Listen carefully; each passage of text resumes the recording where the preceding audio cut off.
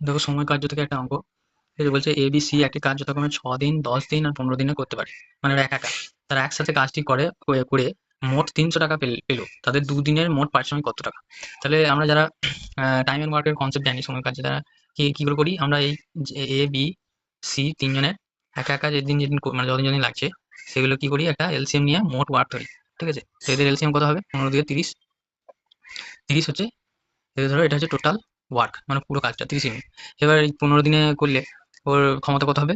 30কে 15 দিয়ে ভাগ করলে 2, এটা হবে 3, এটা হবে 5। তাহলে এইগুলো বেরোলো, এই 5, 3, 2 এগুলো বেরোলো, এটা হচ্ছে একদিনের ক্ষমতা এক একজনের। তাহলে এরা যখন A plus B plus C যখন একসঙ্গে করবে, তাহলে ক্ষমতা কি হবে? 5, এগুলো সব প্লাস হয়ে যাবে, 5 3 8 2 10, তাহলে তো ক্ষমতা হলো 10। তো 10 ক্ষমতায় যখন ওরা কাজটা করবে, তাহলে টোটাল ওয়ার্ককে 10 দিয়ে ভাগ করে দিলে, 30কে 10 দিয়ে ভাগ করে দিলে টাইম লাগবে কত? 3 দিন। তার মানে 3 দিন কাজ করে ওরা 300 টাকা পাচ্ছে। ঠিক আছে, তার মানে একদিন কাজ করে ওরা 100 টাকা পায়।